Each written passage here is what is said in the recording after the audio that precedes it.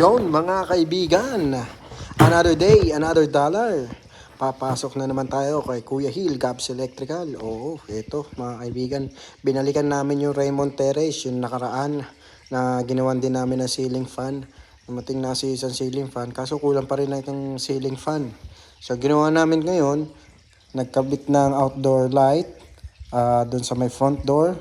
Itong ceiling fan, PowerPoint, cooktop, at saka yung sa may oven. Hindi mo masyado na videoan lahat eh. Kasi may after kasi nito lilipat pa kami ni Kuya sa East Maitland ang trabaho. So eto sa may Raymond Terrace pa rin to. Eto naman video na to, nasa ano na kami nito.